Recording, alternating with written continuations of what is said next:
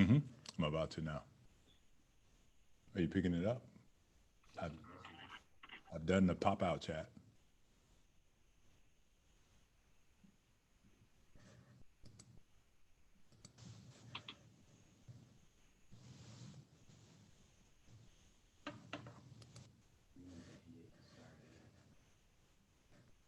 Welcome to Four Thoughts of Our Founders, the podcast for the Higher Education Leadership Foundation. Boy, did we have a good one today. I'm Herman Felton, one of the founders of the foundation, and I would like to welcome you all, those who are viewing and those who are joining me today, to Four Thoughts of Our Founders. We are excited to bring this webisode. This, in fact, is the last of this podcast webisode that deals with personal and professional development as well as mentorship.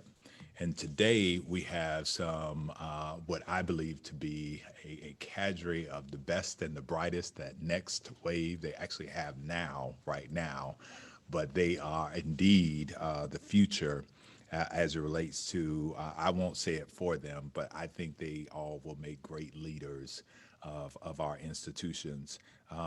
Today we have a conversation that will take place between three of our beloved institutions and their EVPs and COOs. Today we're going to talk about getting it done, how the EVP and the COO builds consensus while mentoring others and being mentored themselves. Joining us today is Dr. Aaliyah Carter, the Executive Vice President at Virginia Union University. Welcome, my sister. Thank you. Thanks for having me. Mr. Wayne Knox, who is the Vice President and COO and Clerk of the Board at Houston-Tulliston University. Hello, hello. Welcome, my brother. Thank you for being here. And Martin LaMelle, EVP and COO of Grambling State University, in case you didn't get all the G and all that stuff in the background. Didn't know. In case you didn't know. Hey, man, how you Good doing? afternoon, everybody. I'm great. Thanks for having us on. Look, man, I'm just excited that you guys had an opportunity to join us. We're so grateful. And on behalf of Alfred Anthony Pinkard and Melva Williams and Greg Dees, the other founders of the foundation, we're extremely excited. And we also have some collaborators in this series. The Virginia Union University Center for the Study of HBCUs is a collaborative partner, as well as the United Negro College Fund. We're grateful for their partnership in the spirit of collaboration. But today, I'm very curious about this because I once served as a COO, and I now have my very first, actually, Tony Pinkard was an EVP and provost, but I have a COO now who is growing into the space. And I thought it would be not just I, but Hakeem Lucas and I were having a conversation, and we thought it'd be fascinating to have a conversation with three EVPs on the different side of the globe, and to figure out if the data mixes with one another. Want to give you an opportunity to just open up and say a little bit about yourself. And of course, we'll start with Dr. Carter first. Oh, well, thank you. I've been in the industry now for about 25 years. And so I first want to just say thank you for allowing me an opportunity to be here and to share with you all and to engage with these great minds today. I'm a native of Detroit. I've had the opportunity now and the privilege of serving as the COO and EVP about a year now at Virginia Union University, one of our great historically Black colleges and universities in the nation. And as I like to say, one of the first 10 to be founded. And so we're just, it's a great time to be in the space and to be in this role in this organization. I've served in many capacities over my 25 years, but I can honestly say that I'm enjoying the work that I do because it allows me a variety of something new every single day. And that for me is exciting. It's what I enjoy as a project manager, and that being one of my toolkits. I heard you all in some of the other meetings and podcasts that have taken place. I enjoy it and I enjoy that work. And so I'm excited about where our conversation will lead us today. Awesome. I think you may have had a phone call. Oh, We can't that's see not you good. anymore. I'll come back with you in a second. Yes, ma'am. Yes, ma'am. Wayne? So again, thank you, sir, for having me here. So native Cincinnati. So shout out to my fellow Midwestern sisters for being on the call with me today. I've had the privilege to serve Houston Tillerson for the last 5 years now. Started off as the chief of staff and then moved into the vice president COO role about two years ago, about 2.5 years ago. So been delighted to serve in this position. Have had the privilege to serve in higher ed for about 15 years now. So been in it for a little bit of time and then been in and around education for about 20 years. Started out with youth at the K-12 level. So really had a lot of time to work with young people at different age brackets. And it's all kind of the same mix of stuff. This work is hard, but noble. So I really, really enjoy it. And I oftentimes find myself as a leader in higher education at this time, very grateful for the opportunity. Because what a time but now to be here leading these institutions through this turbulent time, but at the same time being able to give it a lot of direction and guidance. So I always feel grateful, but at the same time a sense of manicness, just wanting to catch the right ball and make sure nothing drops and have 1,000 arms spread out in different directions. So it's a great time to be in the space and helping to serve these majestic institutions. You mean 2,000, not 2,000. 2,000, right? Martin. Well, good afternoon, everybody. It's certainly comforting to be in a space, right, where we have such great shared experiences. But I'm Martin Lamel. I'm a native son of Louisiana, an alum of Grambling State University, former student body president at my alma mater. And so it, for me, is really a privilege, an opportunity of a lifetime to serve in this capacity. I've served with President Rick Gallo for the past 4 years here at Grambling State University, overseeing our finance and operations divisions, as well as leading strategy and government relations. Prior to higher ed, I've always had the elders of higher ed in my family and in my circle guiding me throughout my path. And so I knew that journey would happen at some point, but I took the corporate route first. And so spent years in corporate finance, working through supply chain, budgeting, financial planning, and analysis. And when the call to return home came, I jumped at that opportunity to serve my alma mater. And I'm glad to be a part of the conversation today. Thank you all. One of the things that I noticed and know about you each and shared this similar experience is that you came to a place in one position and was elevated to your current position, right? Right. We're going to come back and touch on that because that dynamic is something that people need to understand. That's some tricky stuff.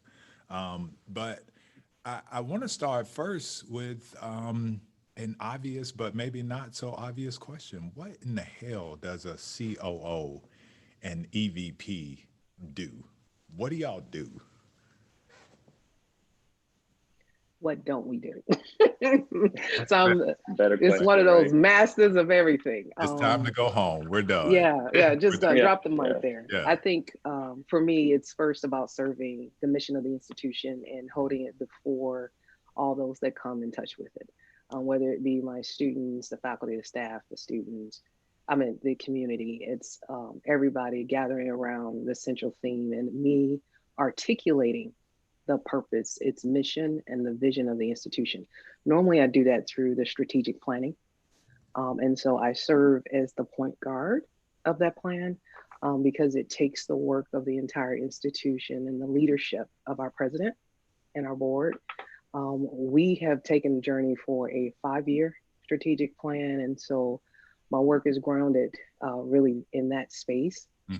I run the day-to-day operations of the institution, and my goal is to take whatever I can off the plate of the president and make sure that the work gets delegated through and out the organization so that we produce the best service that we possibly can produce for those that are around and in the organization. The EVP role for me, I kind of see it a little different. It's about how I go about coaching and developing and working with all of the vice presidents that have very distinct roles throughout our organization. And we all kind of come together to create a full team, right? To ensure that that strategic plan is implemented and that we're serving the president and the mission of the organization. Yeah, that's nice and succinct. Anybody else want to add to that? You know, I would just add, in addition to that, and I share in those sentiments, we essentially provide air coverage for the president. And so when you think about the enormity of presidency, connecting with both internal and external stakeholders, right? Oftentimes in the EVP COO role, you are doing advanced work, right? You are doing work to go around the different constituency groups to ensure that they're on the same page, course correcting when necessary, right?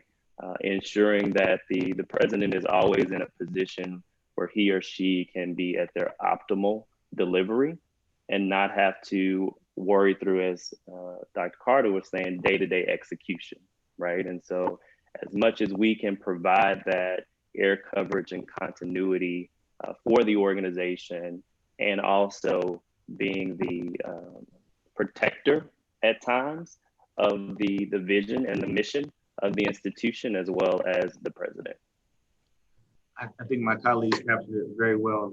The thing I would add to it is that we do the advancing work, the air coverage, but also we're the catch basin. So we're the last stop before it all kind of comes apart. And so our role, I think, as a COO, is to keep it all packaged together in a way that makes sense for our constituents, to ensure that the brand is still represented very well, and that everyone leaves the experience whole as best as we can. We recognize that oftentimes we can't serve everyone's desire, need, or want, but we make our best effort to do that before it's all said and done.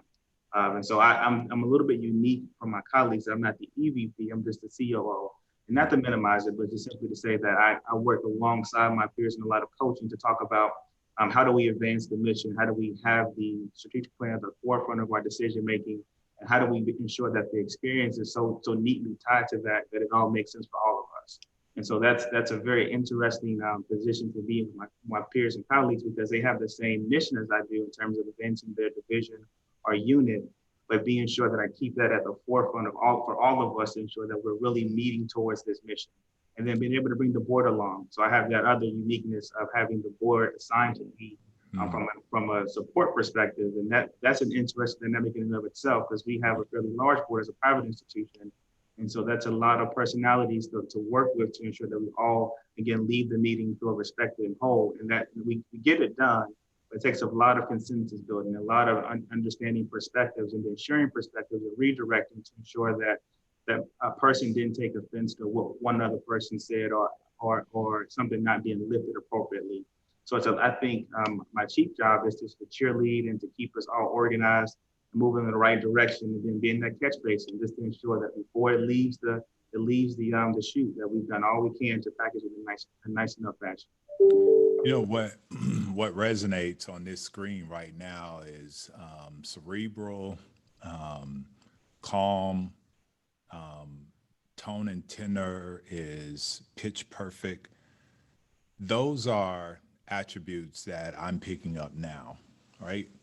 What attributes do you think are invaluable in your space when you come to this space of being the catch basin, the cheerleader, the EVP, and the COO? And I would also add, Wayne, that you have a defined role for the board liaison, so to speak. Most EVPs and COOs, it is not defined. It falls under and all other duties as assigned. So I know these two are also doing that same very thing. And I just wanted to, I think it's very unique. I don't know of many schools that actually have that. And so that's pretty cool and an invaluable skill set. But I want, because I think I've picked up what you all are emoting, and it seems to be similar traits. But talk to me about what traits you find invaluable for the work that you do.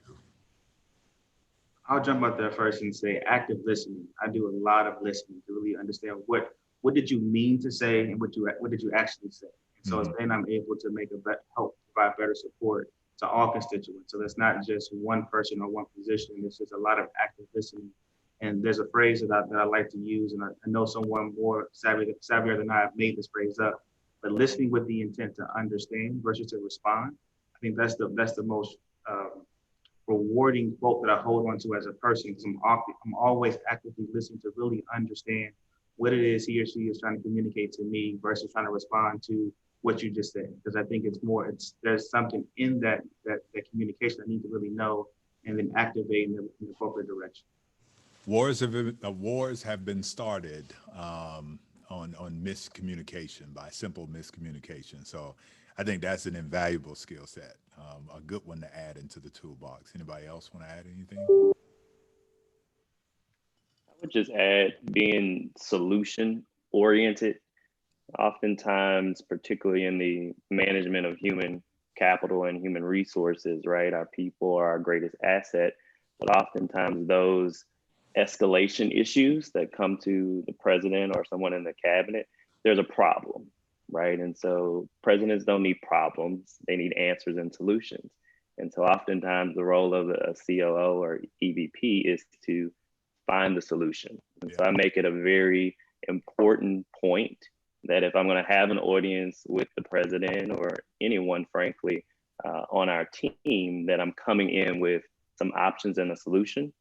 Ultimately, keeping your ego in check is very important in this role, because you will partner a lot with your president as well as other members of the team, but you have to be the one that is emotionally intelligent enough at all times. And I think that's what you're picking up on in our type of personalities, right? And the way that we lead, that we have to check that at the door, right? And so remain focused on the end goal, ensuring that we are bringing solutions, not bringing another problem to the table, right? But that we are being fixers in that environment.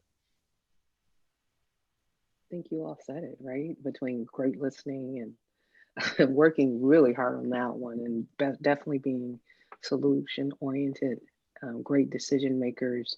And you really said it towards the end. We use the conversation a lot in our space with our leaders, is about the balance between that emotional intelligence and professional maturity.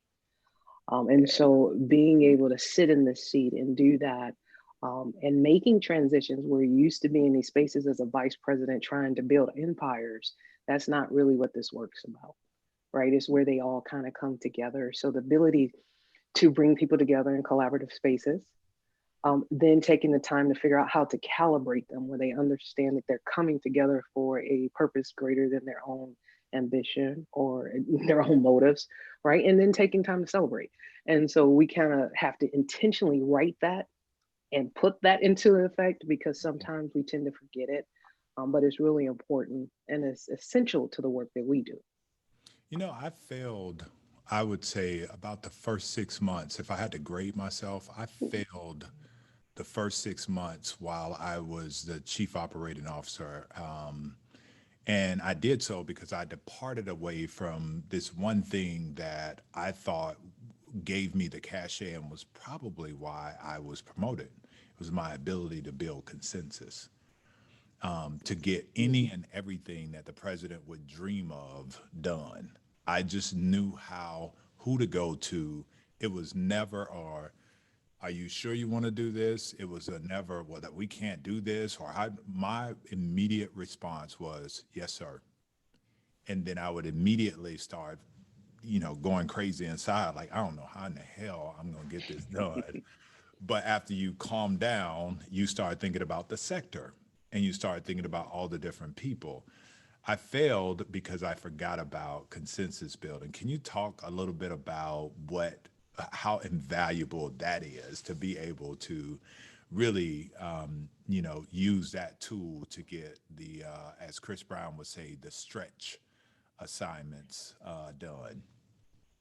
And leaving the petty and the messy out of it, right? There you go. Chris Brown would be happy to know that somebody else. That's good. Were you did he present that panel at your institute? I was a part of that cohort. Okay. Yes, I loved it. I loved it. It couldn't He be is more authentic. he is one of the most Mhm. brilliant scholars that you'll ever get a chance to collaborate with. He is just Yes, phenomenal. He is yes. phenomenal. Yeah. Well, I'll let the others go. It is an area that I'm working on, right? And it's some people call it politics. It's the whole thing that you really want to become savvy at, and it's important to learn how to build consensus. I had to learn, though, it's not majority. It's not what wins. And in my organization, this Mhm. whole idea of dynamics between power and authority, but yet having shared governance and understanding. And so I'm learning. I really am. And so I think, much like yourself, as I've come into this role, I've had to learn how to deal with that. I have 7 distinct divisions with very highly intelligent people. Yeah. And I know the rest of you, when you bring a lot of smart African American and others in a space Yeah. who are all leading, it does become a challenge when they are very confident in what they're doing, they're knowledgeable about what they're doing, and you're trying to shed light into a new perspective. Yeah. And so sometimes it can, if it's not approached properly, it can bring division among the group instead of consensus. And so I've been fortunate enough that my president, he usually says he goes silent for a couple of we have 52 strategic weeks that we map out, right?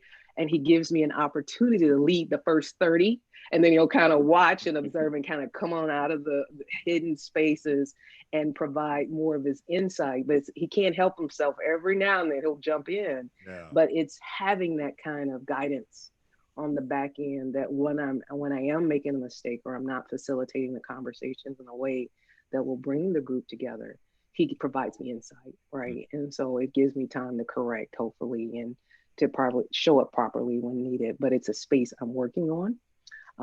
But it is a necessity in the job that we do. Martin, I know you're about to jump in, but you mentioned course correction earlier. Mhm. Mhm. Can you talk, while we're talking about consensus building, can you talk about course correction for the COO and the EVP as well, and how important it is for those in that space to be able to course correct when it applies to them, as well as helping the rest of the space? Absolutely. So, there has to be the daily reflective pool for persons in this role, and that is an internal assessment, right? And so we are often very focused on those end results, right? The strategy, the plan, but being nimble. COVID-19 and the pandemic of 2020 has taught us that we could throw some of the plans on the board, but we've got to change them very quickly, right? And so having a very adaptive approach, and that's not just with the plans, but that's with the people. And we cannot have a one size fits all conversation to build consensus or to change direction. We have to understand first who the individuals are, what they respond to, what motivates them, why do they continue to serve. I do an exercise called a state interview, typically at least once a year, with team members who've joined us within that year to say, are you enjoying your experience, Mm. right? Pluses or minuses to that. And ultimately, we know career paths and progressions happen, but the time you spend with us at Grambling, I want it to be valuable, not just for the institution, but valuable for you. And so understanding why they want to stay and then building in programmatically, right, within our structure, things that respond for them or that they respond well to, right? And so that's very important. It helps us build a consensus, but the what's in it for me question is Mhm. a fair one, right? And we've got to be responsible to our team members as we think about helping them plan and execute for us. Yeah. I think to add to that, I think that Dr. Carter and Martin said it very well and kind of spoke to all the points. One thing I would add to it is that a part of what makes this role interesting is that we anchor ourselves to the strategic plan, and then we create enough space in there for it to be nimble to move Like about, because you have to, right? Because as Martin just mentioned, COVID-19 showed us. We all had a great plan, but then boom, global pandemic. So forget about that. But you still got to make your enrollment for the fall semester. So You have to have yourself, attached to something to give you an anchoring. At the same time, give yourself enough space to let it move about. It's like an ocean line, as we oftentimes are analogized to as institutions, that we don't make hard left or right turns, but as ocean liners, we anchor ourselves to something. Hopefully it's our plan, and then we still sway with the ocean, if you will, to be able to, adapt to what's going on around us. We can't just topple over it or fold up our tents. We have to make this work. And so I think that's the most important thing, is to keep that anchoring, but at the same time, keep that calm about yourself with everybody around you who may be kind of losing themselves because of what's going on. I think that's the most important thing. And I think from a consensus building part, and Martin mentioned it very well, understanding the what's in it for them kind of piece of it. Mm-hmm. So when you have to go to that person to kind of talk through how to make a pivot or how to add this additional piece to it, you understand what's going to motivate him or her to want to sign on to that. Especially sometimes you got to figure it out on the fly. You ask a couple leading questions and say, well, if I say this, they respond negatively or positively to this, and then keep on down that path. But if you hit a whole bunch of negatives, then just me back up altogether. I'll talk to you about this tomorrow. Don't worry about it. Forget I came to see you. I think what I've oftentimes done is do a lot of pre-work and try to, I have the idea kind of big. Let me just talk to you about it a little bit, see how you feel about it. If you don't like it at all, okay, never mind. I'll take a different path or kind of let this thing be on the shelf. And so that's a part of how I've always gone about building consensus, is to do some pre-work, to know the person to some degree, but then also see how they respond to it in its early stages, and then try to bake it out from there. And even working with President Pritzker and I've worked together for 15 years now, well, on and off, but 15 years we've known each other. So that has been how we've worked very well together, being able to have this really good dialogue around ideas. Mm-hmm. So the idea may be this, so we may not get all of that, maybe 85%, 90% of it, but they never have those give and takes. I think that's an important part about the consensus building with our president, is to be sure that their vision is achieved, but then having some room to some degree to add something or take away from it to make sure it fits the overarching number. Yeah, flavor has, we're all responsible for, making sure that the roof or the gumbo is perfect, right? That is something that all of us, without it, one person can't make that richness. It can't happen. Were you surprised? Obviously, in your former roles before you got there was some level of cheerleading and human capital. I tell people all the time, it's the most valuable asset that you have on the campus. And you have to really make sure that you curate that human capital. But were you surprised at the level of cheerleading that you would have to do when you sat in the EVP seat, or where you're at now currently? Were you surprised with the level? Did it change a modicum or significantly from where you were previously to where you are now? I think for me, it did not as much, to some degree, because I picked up in the transition, I picked up a couple other items, and so it was a different. I need to motivate that group differently versus what I had already had when I arrived at campus. Mm-hmm. And so the cheerleading hasn't changed. I think I think the season of the institution, that has changed the cheerleading, because we need a different kind of cheerleader now. So with COVID. People are reacting to it as a person, like I, Wayne, in this pandemic, not I, Wayne, the financial aid counselor. So my cheerleading shifted away from hit the number to are you okay? How do we make sure that you're whole in this experience while at the same time staying focused on the work? So I think for me, in the seasons I've been at the institution, it's been less about the function of the person, but more so about the season that we're in as an institution, and how I need to adapt my cheerleading to really fit that mold that we're in. And then also really doing it authentically. Because I can say, are you okay? And I really care. But really authentically as a manager or a leader, really wanted to be sure that you really are okay. Because people can see through when there's this kind of this veil, you're asking me, am I okay? Because you want to ask for my report in the next couple of minutes. So authentically really checking in with folks. And that has been what I've had to pivot through. Yeah. I would just add the extension of kind of peer-to-peer indirect leadership, right? And so I'll give you an example. Other cabinet members, while functionally don't directly report to me in the EVP role, we have more dialogue in their space, right? And so my cheerleading is not just my functional units at this point through my evolution, it's also ensuring that there's good continuity and alignment. And so cheerleading and supporting direct report is a little bit different than cheerleading or supporting a provost, right? When as an operator, right, my expertise is not within the academy per se. And so how do we continue to find space, right, to be humble, to go into those conversations with a sense of purpose and integrity, but at the same time, not creating division or offending, right, the intelligent and highly connected and experienced persons that are a part of our teams, right? And so you've got to continue to do that with a sense of balance, great presence, right? And again, for me, it's checking that ego piece daily, that I'm not going to take this or feel some kind of way, as I often hear team members say, but making sure that we're being purposeful, because everybody that is working towards the common goal and the mission, we want them focused, right? And we want them focused on those priorities without the distractions. Mm-hmm. I'll tell you this, Martin and Wayne, I need a 360 evaluation right now.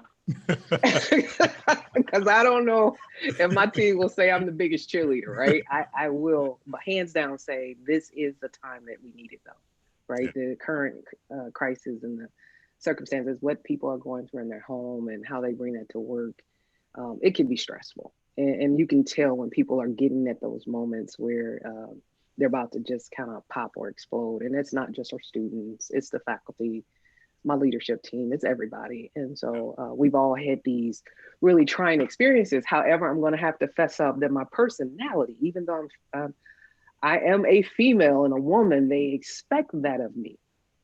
But my role often and how I came into the position, I was a colleague. And so they knew I wasn't a cheerleader. And that's just not necessarily my natural suit. I'm also very introverted.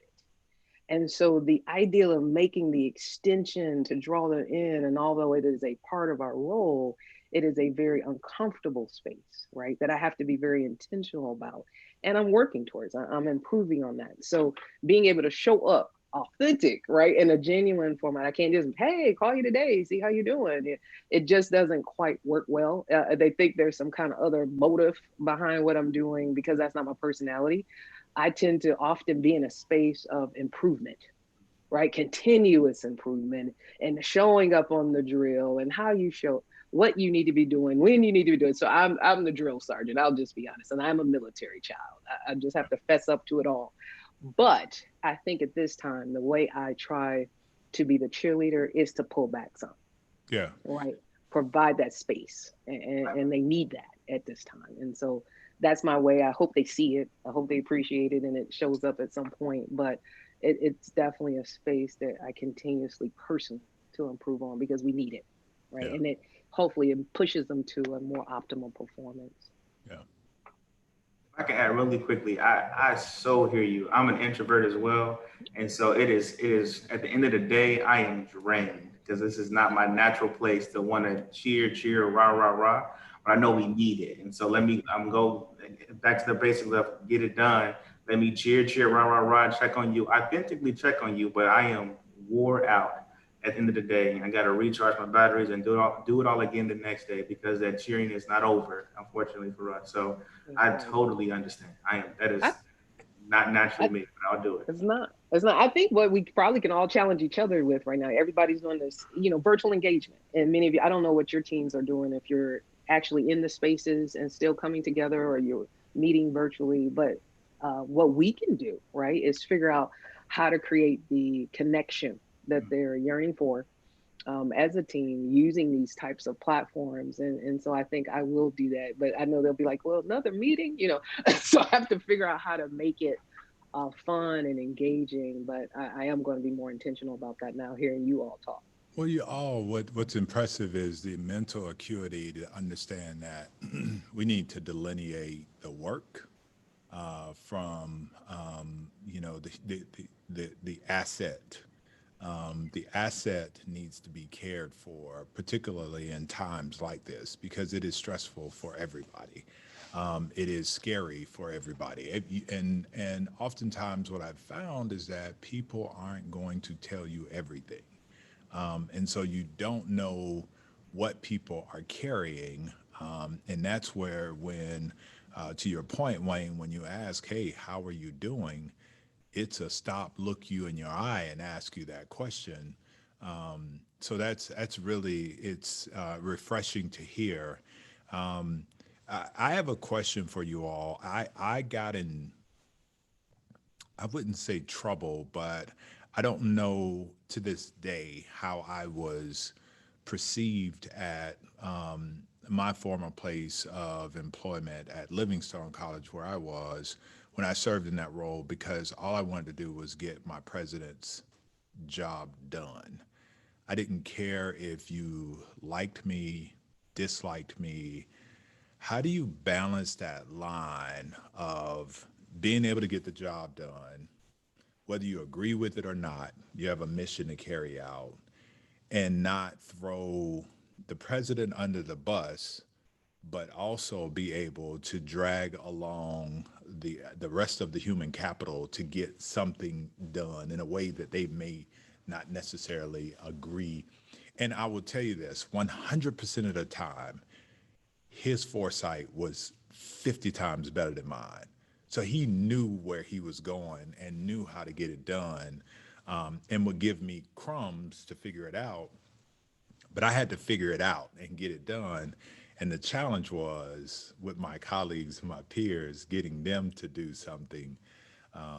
And as a human, I wanted to be liked as well, but I was more afraid of failing.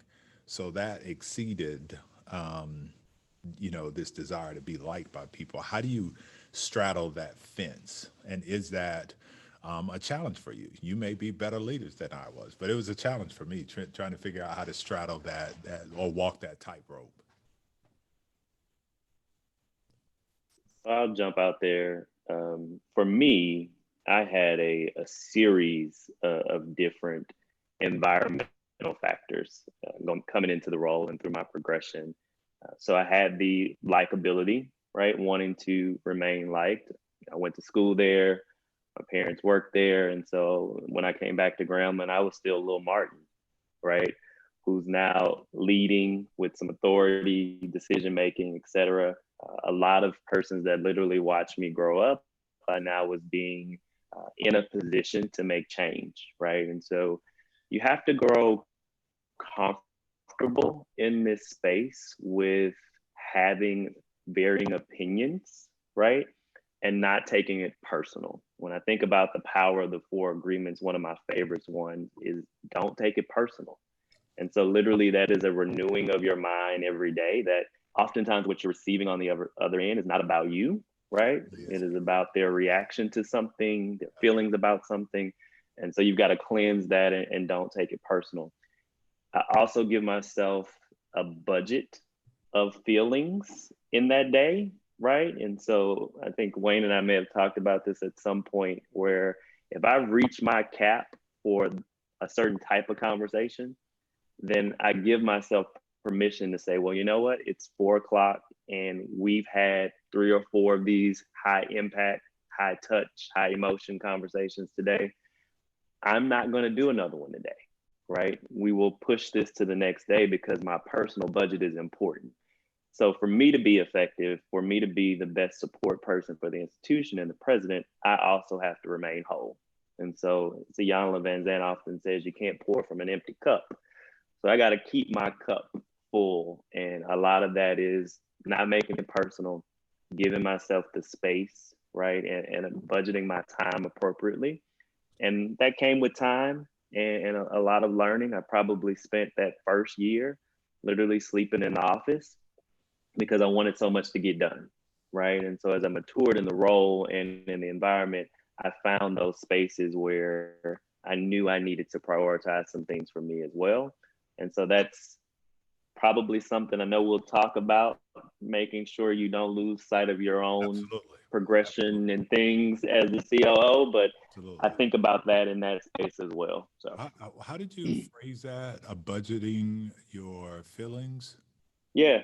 So creating an emotional budget for the day. Okay. Right. So if I'm being emotionally intelligent for that day, right, and not saying I don't want to feel things or express, but the type of energy that I allow in the space has to be controlled at some level, because if you don't, you will get a flood of it all day. You will have the unannounced, the unplanned, and you will not be in a space where you can be very effective. And so it comes at a time where you have to do it with the right level of respect, obviously, for everybody you want to engage with, but you have to create some parameters and give yourself some space.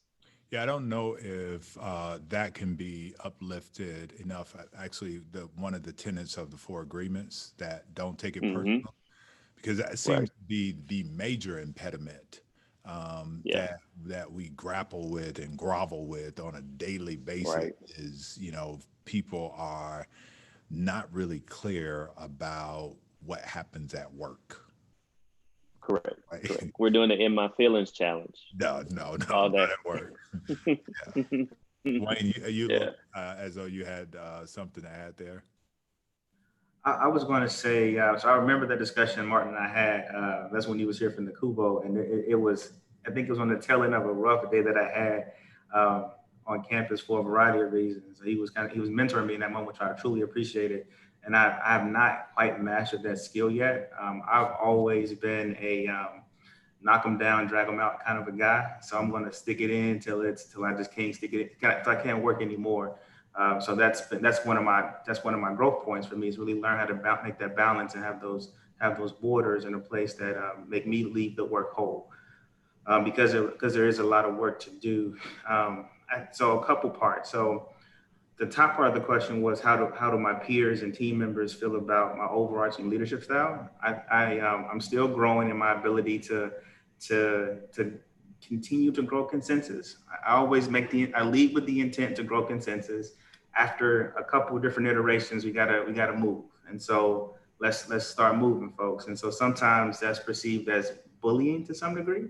Not to I'm yelling at somebody or making anybody feel degraded. It's just more so I'm forcing some tough conversations. And so at the leadership table, I receive that feedback, and it's good feedback for me to hear that, so I can be sure that I'm not pushing my colleagues in a place where they don't feel heard or they don't have a chance to really inform decisions left or right on things that impact me directly or institution in general. So I've been very cognizant of that in recent months, to really be very in tune with how my cabinet colleagues feel about things.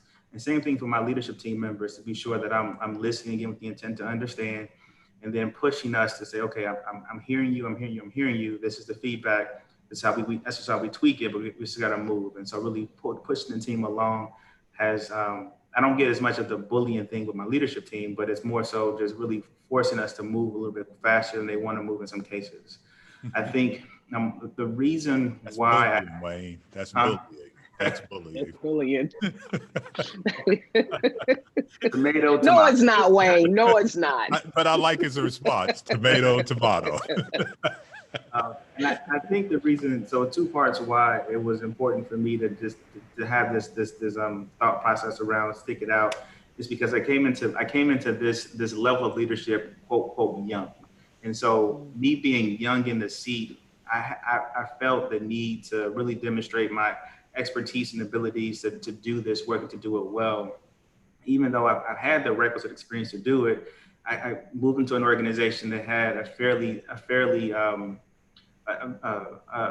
population that was senior. And so for me to come in as young as I was, and then to lead some of these folks, and then to be at the table with some of these folks, it was who does this young guy think he is? I've been doing this for a number of years he's been alive. True and valid. I respect that. But let's talk through how we're going to move this forward. And so that's how I've always had to approach it. And I felt as if I needed to work a little bit harder, just so folks know that I wasn't here thinking of theoretical things versus actual practical operational things that we can do. Mm-hmm. So it was important for me. And so I'm learning to balance, to not leave it all on the mat every day. Maybe I go up to 99 versus 110, but I'll work myself to a place where I have the appropriate boundaries. But that was sage advice from Martin to really help me think through having that personal budget of emotions to do. We're going to come back to ageism because ageism is real, and it is absolutely nothing to play with. It can be frightening. It can be demeaning. It could be so many different things. But this whole notion about giving you respect based on your time in service is really, for me, the theater of absurd. It really is, but it is commonplace, not just at HBCUs, just everywhere. It's just commonplace. And so we have to get to this space where we respect the hustle. We respect people who have slept in the office because they were committed to this continuum of excellence, right? Mediocrity is the order of the day. Everybody is comfortable, seemingly, with just doing enough to get along. And then you have a few, who decide that they are going to mark their work with the signature of excellence, right? Everything that they do is excellent. And those are the people that find themselves, coming into the office one day thinking you're doing this job and being promoted and elevated the other way. So I think that's, something to really, really talk about. And in fact, we can move into the ageism now. Let's talk about ageism. I'll never forget a trustee telling me that, your suits are a little tight. You might, when you're making your presentation, you might want to find a suit that isn't so tight. So I had two decisions there. I could, go off, which was my first inclination, which wouldn't have been good for me. Or I could just simply go home, do some push-ups, work out, and find the tightest suit that I had and put it on and come back and make my presentation. I chose B. And I did that, but what infuriated me was that I knew that my predecessor had never been talked to like that, would have never been asked or said to a person, yeah, your suits, it's called tailor-made. They're not tight, they just fit. So it's just phenomenal. So that was one of the more egregious things. There are countless things that continue to happen this day. But let's talk about ageism. Let's talk about that. What does that feel like and look like, or what has that been, and how do you deal with ageism when it comes your way?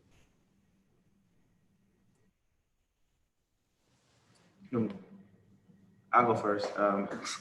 I think it showed up in every way you just articulated, just now in terms of dress and what you decide to wear versus not decide to wear. So that's always an interesting discussion with colleagues and trustees. I think my first board meeting, I had a trustee call me a boy, and I didn't know. I think he meant it with good intent, but I just can't imagine that any other person who was older than I coming to the meeting for the first time would be addressed as a boy. And so I, again, like you said, you had two decisions to make: either become from Cincinnati and not come back to work the next day, or let the 513 show. the 513, just because it has a presence in me that I need to keep harnessed all the time. Yeah, Or just say, just keep on going and make sure that never happens again, because I'm so polished and that you wouldn't even stretch your mouth to call me a boy, even if it is a term of endearment. It's not. So that one sticks with me the deepest. And I think, over time on campus, and even because it wasn't just here at HT that I experienced that, because when I first started, I was a fresh college graduate, worked for my alma mater, Central State University, Wilberforce, Ohio, another sister HBCU, and I was a I was the resource efficiencies and quality control manager. So my job was to find inefficiencies in the organization and try to identify ways for us to mitigate those, because the state of Ohio had a mandate that institutions had to drop something like 30% of their operating costs through inefficiencies. And so at the time, I worked between IT and administration and finance. Mm-hmm. And so the biggest consumer of resources was facilities. And so facilities, that team, great team, but had some inefficiencies. And so I went to do an audit one time, and I tell you, if I wasn't everything but a child of God from those folks, man, it was tough. Just because of my age. It had nothing to do with, because they all knew me as Wayne Knox from being on campus. I was the SG president, so I had a good relationship with everybody for the most part on campus. But the moment that I became an administrator or an authority there to make an assessment of their work, I became the villain. And so it had always centered back to, I've been doing this for X number of years, and you know what you're talking about, blah, blah, blah. And so I had a decision to make: either combat that with the same kind of negative energy and/or approach it intellectually. Okay, this is what I see. This is what the data shows. Let's talk through what I see versus what you experience, and then how do we come to a middle? And that has always been the way in which I approach those kind of discussions around age and how I don't know what I'm talking about because you've been doing this for so many years. Is to let the data speak for itself and let the intellect speak for itself, because I won't be able to argue that I'm not this age, because I am this age, and that's not the point. The point is we have a job to do, we have work to accomplish, and let's work as best we can collaboratively to get to the point where you still feel whole and the work gets done in a manner that's congruent with the mission. And so that's how I've approached it. I think that's what made me refine my consensus building skills so well, is having to always be confronted with my age. And then even before that, I started out in banking as an intern with Inroads. And so then it became the race issue. And so working with people that were non-Black, it became, well, how do you know what you're talking about? Well, it says it right here. I just read it to you. I didn't necessarily make this up. So the whole consensus thing was always really important to get through age for me.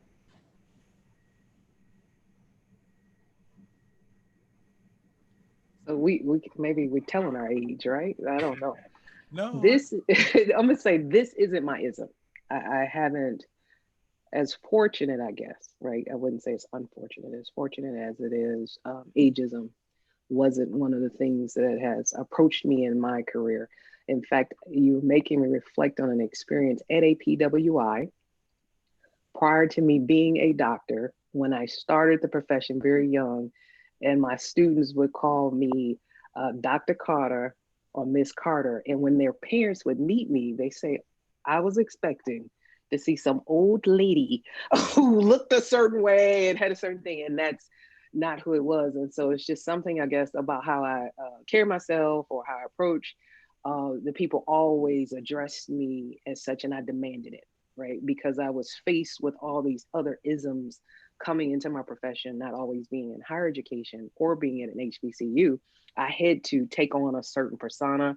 I had to state my claim. I had to work really hard, right, for my profession. And so many people kind of just approached me differently, and I demanded it.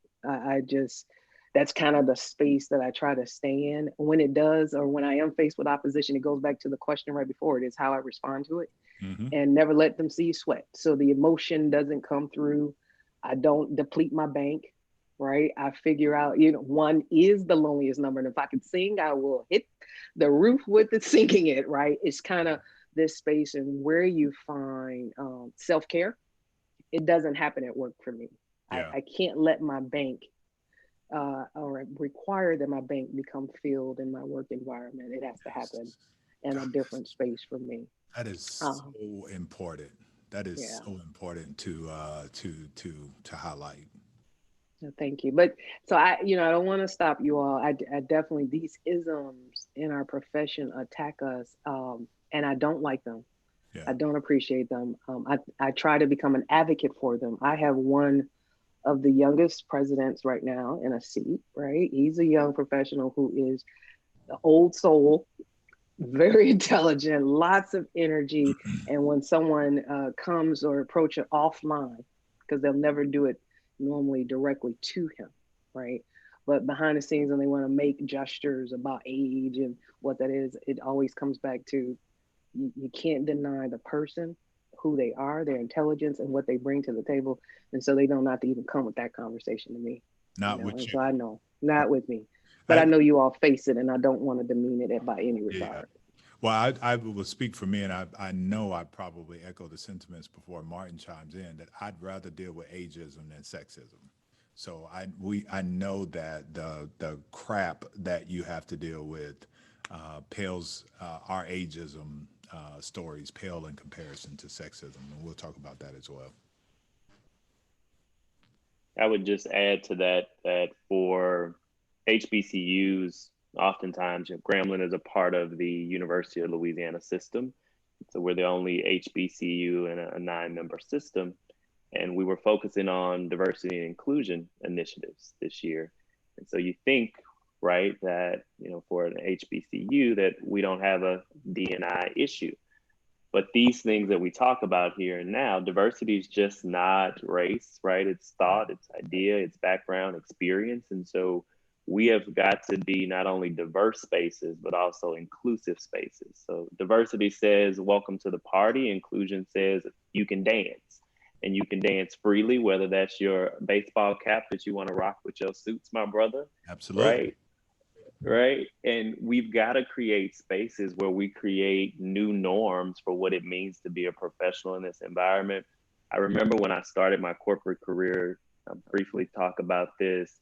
There was this fine line of what a corporate professional needed to exude, right? And so I worked at some of the largest corporations in the world, and there was a certain color, a certain type fonts, a certain way you did everything.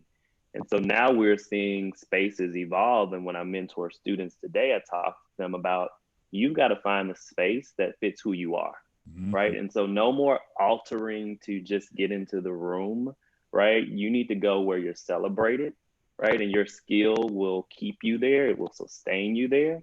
And so we have to create those spaces, even at HBCUs, that are safe spaces for LGBTQ students and those in international communities, right? And so we have got to continue to push D&I even at our sacred ground, right, as a historically Black college or university. Absolutely. Yeah, it's we have to evolve while we're not monolith. Some of them are more progressive than others.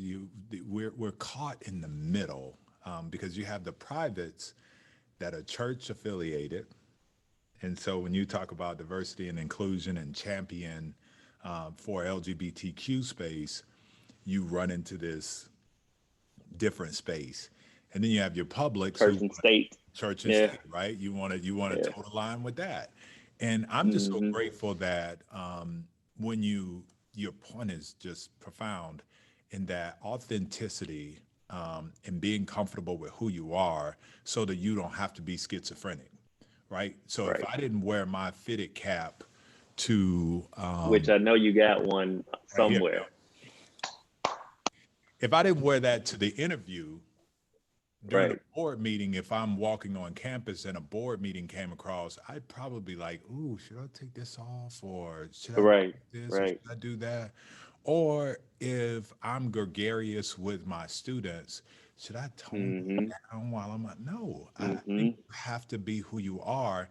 And the challenge, as you said, Martin, and Walter Kimbrough and I talked earlier this week about fit. It's so important for Mm-hmm. you to go to a place where it fits your purpose, your values, Right. and allows you to flourish because you are not going to be able to go to a place that has its own groove already. You're not changing that groove if you're not the president. And he or she might not even be able to change that groove, right? Because these places have personalities that have been on them forever. The excellent segue into authenticity and walking in your own purpose.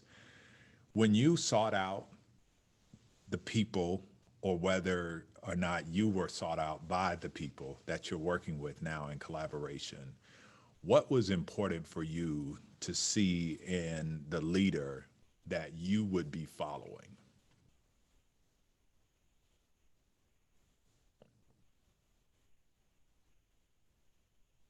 So I'll start there. No, we all get we have great relationships, right, with our leaders and our mentors. And so for me, it was important that the relationship was one of a partnership. And so President Gallo and I often refer to each other as thought partners, right? So he provided space for me within our leadership structure where my opinions were valued, right? I knew that I always would have a voice and that we would be able to work in a very collaborative fashion. So when he called about the opportunity for me, yes, it's a privilege to work for your alma mater, but you have to have a good connection with the leader. And so could I support his vision? Absolutely, right? Could we commit to the ideals that would always focus on, is it good for the institution and is it good for the students? And come to a common ground about how do we move forward? And ultimately, could we work in a way that supported my professional development? And as you think about progressive roles and keeping our team members engaged and trying to continue to keep them as a part of the fabric, we have to remain very adaptive. And so my role has grown because we had that conversation at the onset that I am at that time, I would consider myself to be mid-career professional. And so my chart was around 2 to 3 years. I got the itch. I'm a fixer, a problem solver. And, I like turnarounds. And so he knows that for my continual development, we have a lot of things to work on. And so we've been able to carve out spaces where, I'm sitting in the backdrop where we once had an opportunity for the band to perform with Beyonce.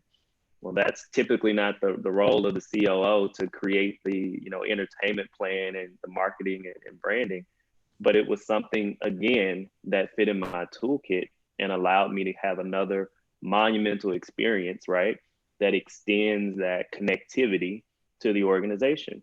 And so having that openness to do things different, supporting my doctoral journey was another key component. So knowing that I would have that support was important for me. Done yet?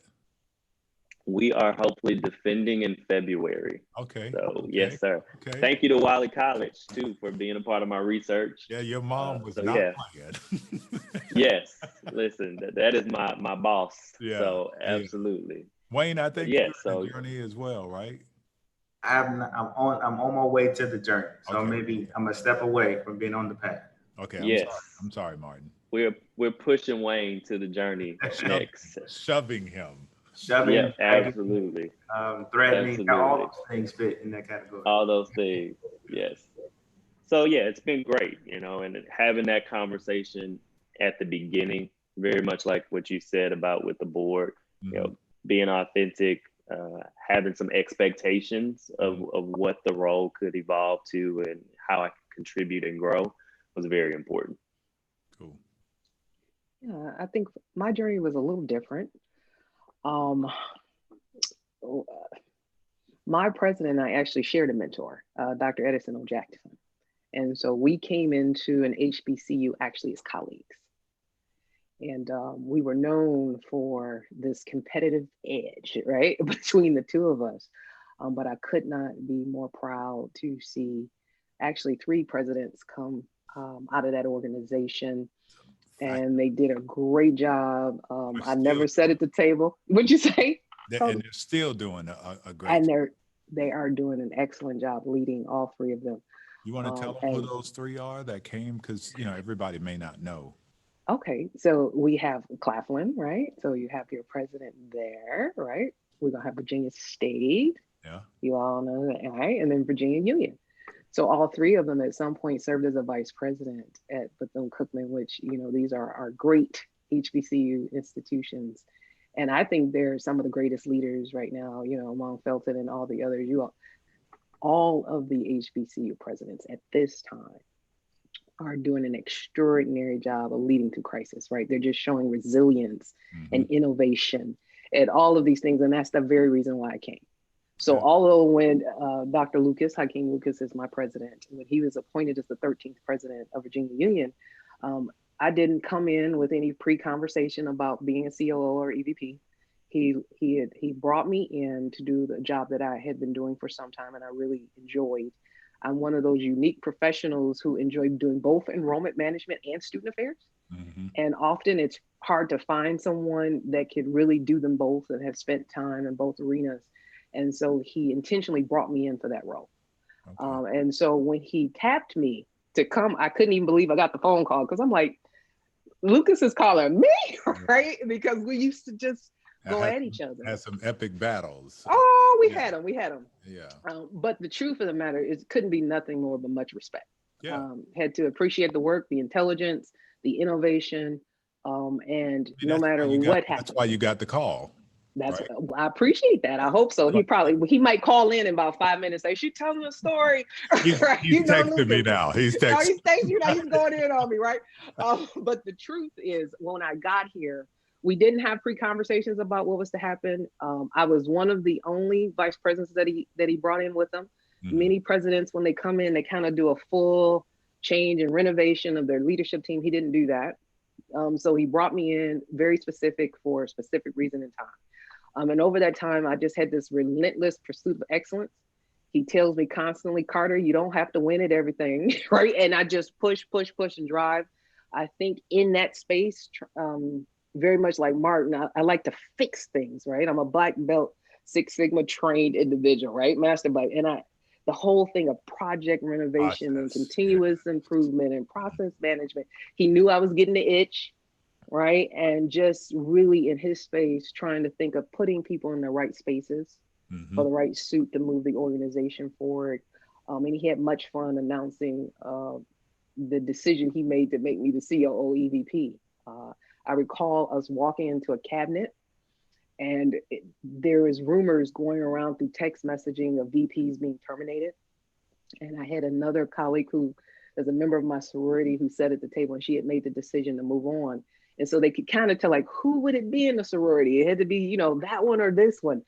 And so Dr. Lucas said, well, we had some changes in our cabinet. And so Dr. Carter, and they all wait, and they literally clapped because they thought probably I was gone. And he said, we decided she's going to make a change, right? And she's going to be our next COO EVP. I hope my colleagues were happy for me. But some of it probably was more like, are you for real? Yeah. It's this moment of shock just because of who I am and my personality. But I really can't say right now, and I'm going to say this publicly while we're here. I appreciate them all. I'm enjoying working with them. I may not always show up and be thankful every moment because my job is accountability and holding them to the work. But many of them, they work hard and they really do try and put a good effort forward. So that's just my role and how I kind of came into this. It wasn't a space where I had that chance. I have to watch myself, mm-hmm. right? Because you all got to remember, I was a colleague and he's my president. And so when I have to be sure that I'm truly, especially when we show up in public settings, give him the reverence and the respect that he deserves. Yeah. And ensure that he holds in that position. And sometimes it does want to come out, right? Because I always want to just revert back to this competitive space where I'm trying to be right and I'm not the president, right? So it's a unique relationship. I would say he's a sponsor. You taught me that, right? When I listened to the when you shared about your dissertation and the difference between a mentor and a sponsor, mm-hmm. it really made a difference, right? I would have never known, but he invests in me, he pushes me. And the reason, I think, just to answer your question with all that long narrative of why I came, and for those who are listening, mm-hmm. he's innovative. I knew I was going into a space where I didn't have to do the same old thing, that he would allow me to create, build, design, and it was going to be cutting edge. And so when he said he's going to be the #1 HBCU in the nation, I believe him. Yeah. And we're going to do that, right? And so I wanted to be a part of that. And so no matter how I felt or what I was doing, I believed in his thought, his mission, his ideas, and his intellect. And I wanted to be a part of an organization like that, following that type of leader. Yeah. Wayne? I would say, my colleagues said it all just now. And it's funny, the president and I have this joke about me not having a tribe because it's lonely in this position sometimes because you have to do a lot of pushing people in different directions. So I found my tribe with this call. So I'm looking forward to having some more offline conversations with Dr. Carter and Martin, because I mean, this has been so edifying to my soul in a lot of ways. So like both my colleagues, President Burnett and I have known each other for a very long time. I said 15 years. I started out as her intern and then grew into this position here. So we've had a really long and rich relationship over the years, and so we have very real conversations around expectations and who's going to do what. And because we have a great relationship, we can talk really kind of through things and disagree. But when we walk out of the door, what we decide, what the president says is what we're going to do. And so it's no more, well, I thought this, it's we're going to do this, this, and this, and I'm going to line up to make sure this thing happens. And so to Dr. Carter's point, I have to remember when we're out walking about campus and we may be in a discussion, I have to remember to be sure that the optics look as if and I behave as such that the president is the president. And so we can have a discussion about it, but at the end of the day, once the president decides, she decides. And so that has been, very rich in our relationship and has helped me to be successful. And then too, like Martin and Dr. Carter mentioned, I came with the intent to be a fixer. So I was not excited about coming to Austin, Texas, because I was doing well in Chicago at a different institution. So I wanted to stay there. And so the president is very convincing and very, very direct in terms of, we're going to do these things. And so we did these things. And one of those things was me coming to Austin. And the intent was for me to be that fixer, to help upright the institution, get certain operations in good shape, and then send them off on their way. And then I was going to depart and go somewhere. But that didn't happen. 5 years later. Familiar, Martin? Absolutely. Sounds very familiar. But because of her great vision and where she's taking Houston Tillerson, I signed up every day to do it again, because I know we can get there with the right kind of support, guidance, and direction, and that cheerleading part that we mentioned before. And then too, just investing in me as a professional. I mean, I was a rough and tumbly inner city student from Cincinnati. And so I didn't come with the grace and poise that I think I have now.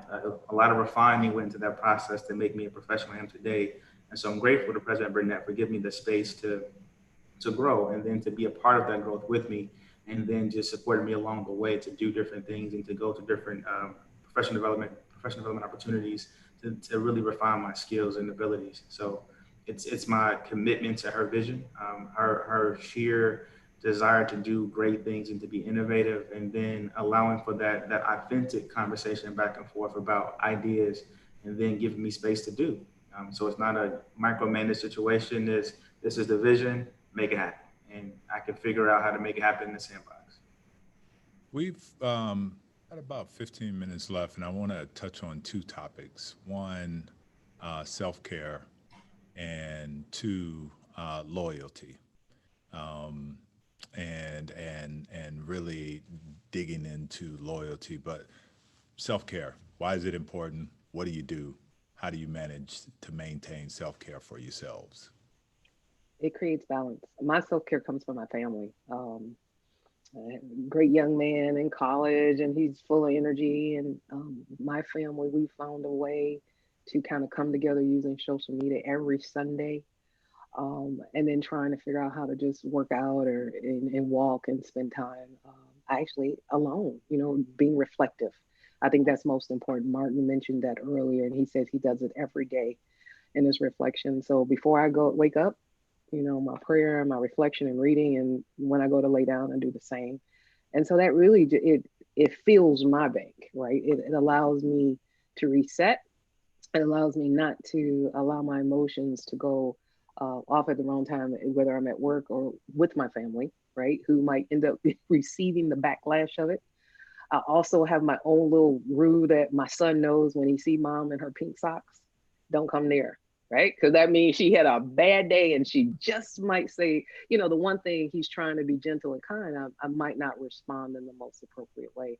And so we just have a rule or a process in our house so he knows that I'm decompressing, reflecting, and regrouping myself so that I never come off and use the inappropriate energy towards him when he's just trying to be kind. And so I kind of just take a full balance in my space at home and with my family to take care of myself, right? And that's how I give back to me.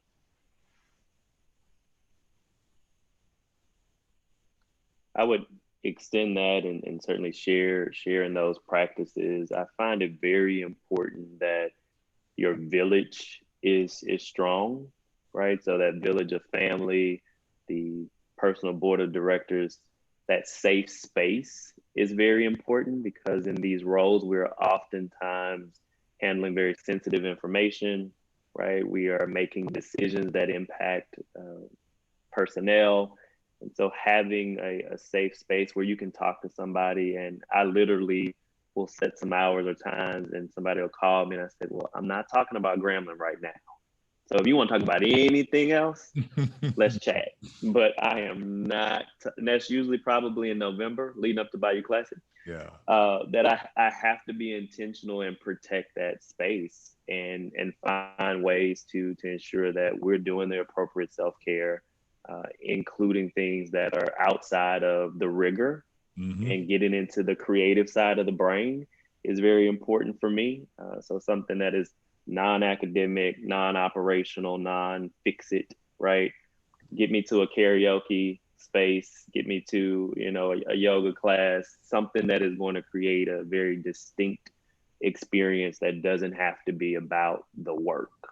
And so that is very important. I have to do a better job at that consistently, but certainly it's something that is very important. I think they've said in terms of the need to do it. For me, the decompression for me is long road trips with my camera. I can take photos of cityscapes and landscapes, and that just gives me that creative energy to come back to it again and not do anything work related for a little while. That just helps me to get that space. So I'll take a long trip.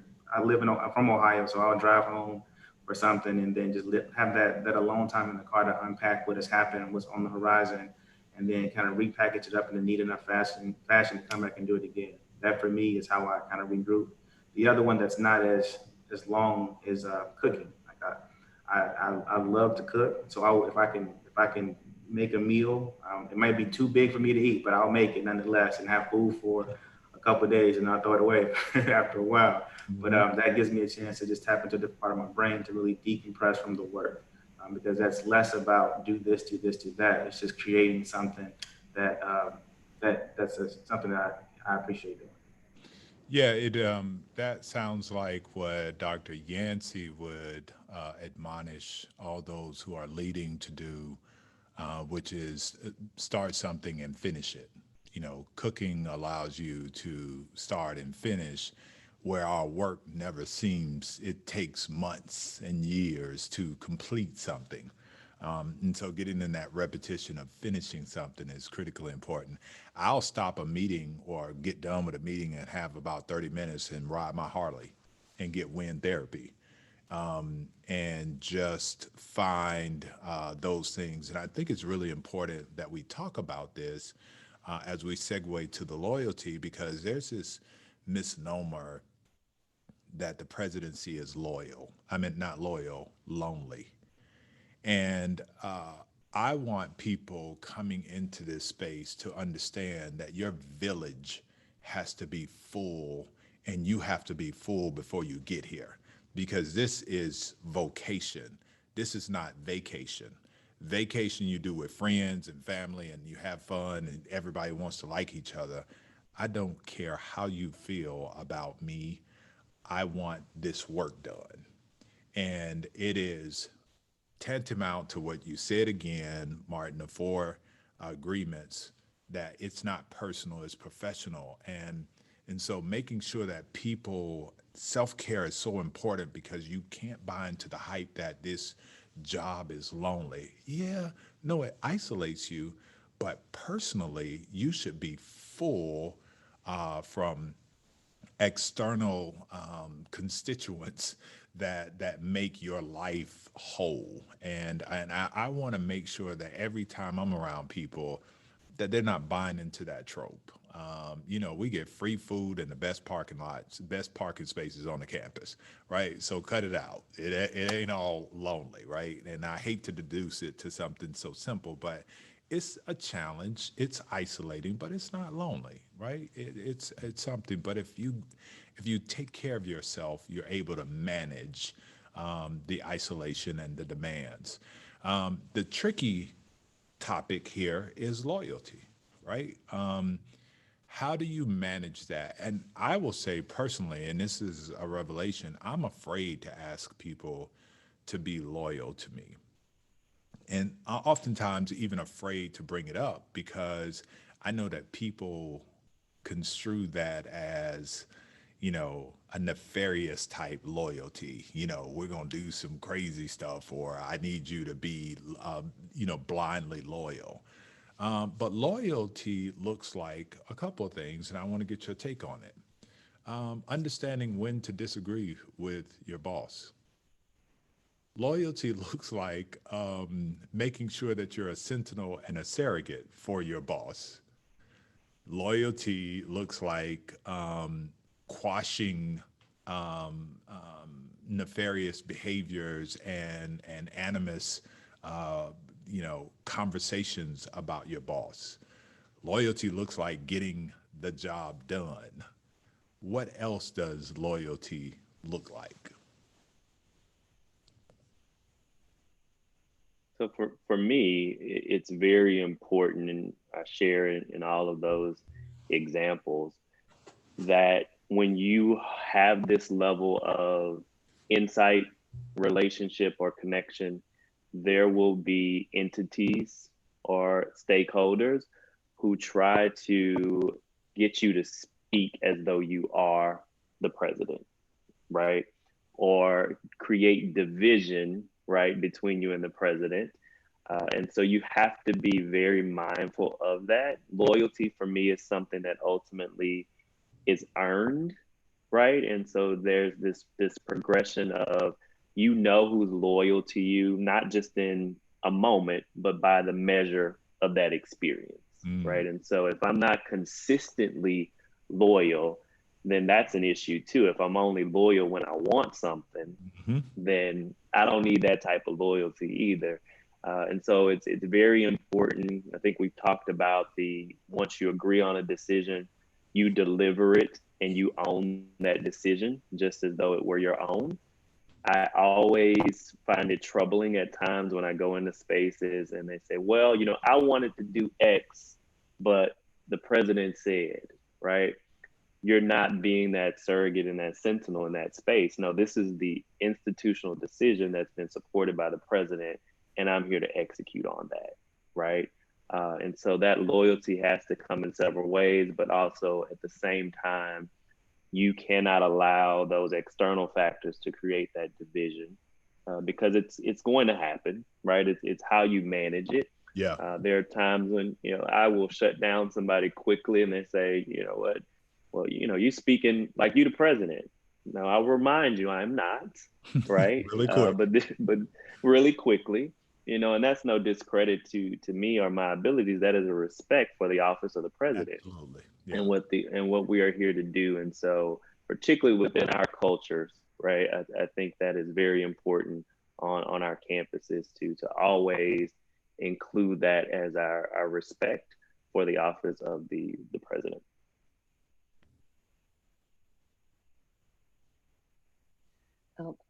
I don't even know what to add. I think, Martin, you really did sum it up very well. And Dr. Felton, when you made a comment about this blind loyalty, I think that's the only piece that I can add to that. And so you are hopefully, and each of us are serving a president who is of integrity. And so when we enter into a space and a decision is being made and you're following and you know that the decision might not be in the best interest, I think the most important thing to do in the seat that we're in is to ensure it's about the institution. Yeah. That's the moment where the decision comes between the person and the organization. But other than that, when I commit to something and commit to an organization and a person that I'm leading with, I'm hoping that there's a fit to the point that I can follow and I can be loyal in that fellowship.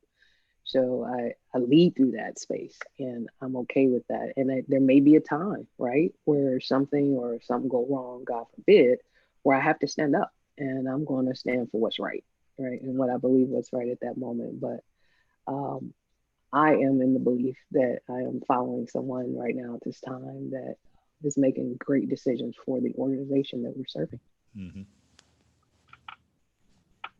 What I would add, more so accentuating some of the points I already raised, is that idea of authenticity, right? And so when there's a fit established between you and the president, there's a natural authenticity that will exist between you and that person, and your ability to be loyal in all moments. And I think as a part of that, there's a duty of care that we have in these positions that speaks at, for me, 3 different levels: the person, the role, and the institution or the office.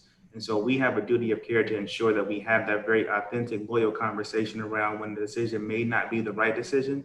Let's talk it through and make sure we give them all the information. Because sometimes a person may not have all he or she needs to make an informed decision. And so that duty of care plays in for us, and loyalty plays in for us, to ensure that our president has all the information he or she needs to make an informed decision. And then thinking through the role of the presidency and giving respect and loyalty to that is really, really important as well in our capacity as the chief operating officer.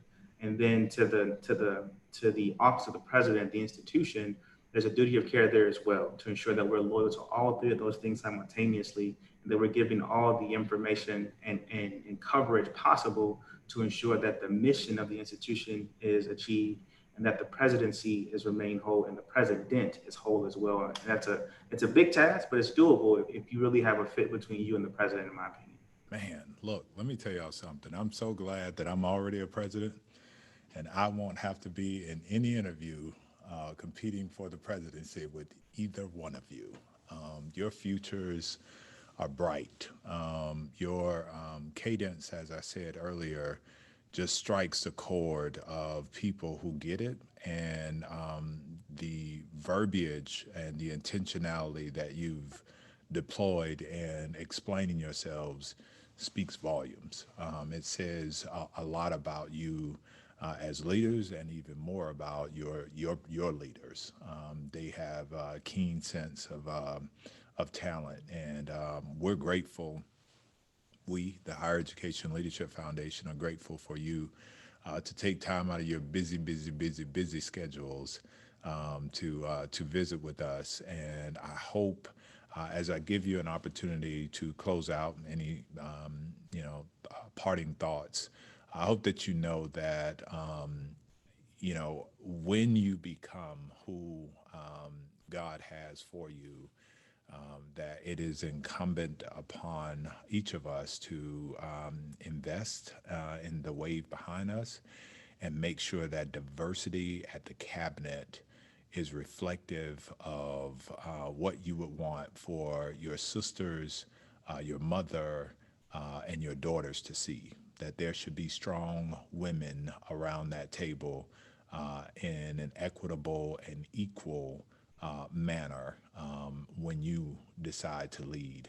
I hope that you accept that challenge from me, because our tables don't look that way collectively.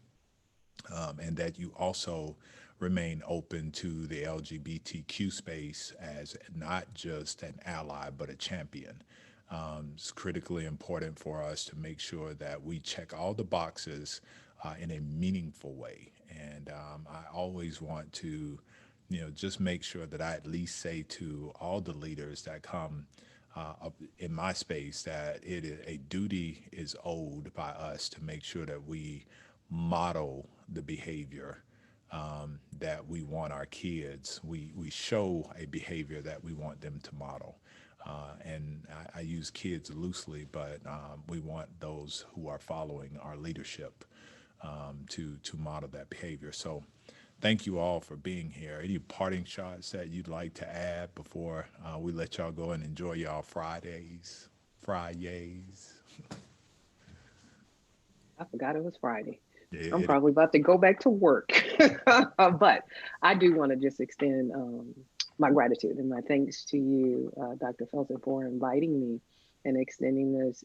I don't know if those of you who are listening, and Martin and Wayne, if you've had the pleasure to have a higher education and leadership foundation experience, and joining that team and becoming a member of one of their cohorts, it literally has been life-changing in regards to my leadership. It created a sense of network that I did not know exist, because my tenure has not always been in an HBCU community.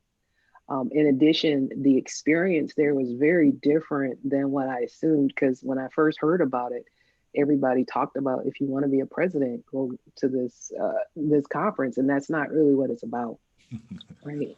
It's about leadership. You do get lots of exposures to great presidents, but I just want to extend my gratitude to you, Felton, and the team, Wilma and Pinkard, and everybody around you who led that and who were the creators of that.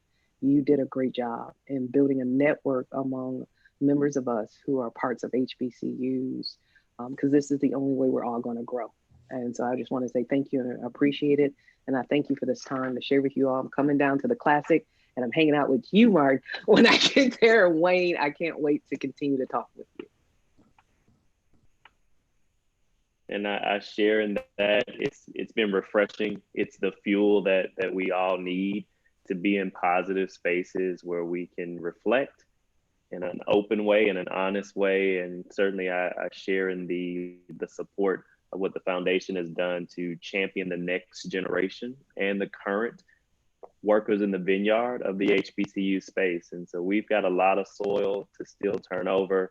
Yeah. But we know that our work today is being very impactful for those future generations. And I would be remiss if I didn't invite you to take a closer look at Grambling State University. We're on the web at graham.edu and on social media at Grambling1901. So Grambling's a great place to be. Love to see you soon. And again, this is just another extension of our family. So look forward to connecting with you all in the future. Yes, sir. I want to echo the sentiment of extending grace and thanks and gratitude to the foundation for this opportunity. I think it's life-changing for leaders growing in the profession, trying to build that community, build that connection, build that network. So just congratulations to the foundation. I would simply say, also want to say thank you for giving voice to this position. Oftentimes the COO position is one of those kind of behind the scenes, making all the things work person. So just thank you for giving space for this position.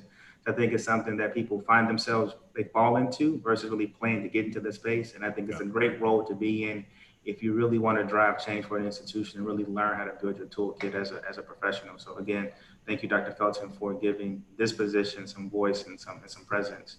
And I would just say, as a parting thought for those seeking leadership, in leadership, I would encourage you to build your own personal core values as a person. It's an experience that I went through that I think was really shaped my life as a professional going forward. So if you don't already have some, please think through your 4 or 3 operating core values to help you be a stronger leader, because all your decisions will be based on those core values. So if you don't have them, it's more challenging, those kind of right versus right decisions. But if you do have them, it really helps you to ground yourself on why you decided what you decided to do. So. Excellent point. Excellent point. On behalf of our partners and collaborators, our thought partners in this series, the United Negro College Fund and Virginia Union University's Center for the Study of HBCUs. Again, the founders, Melva Williams, Alfred Anthony Pinkard, Greg Dees, and myself, we're grateful. Hope that you all have a wonderful weekend. Be safe, and Wakanda forever. Y'all be good. Take care now. Bye-bye.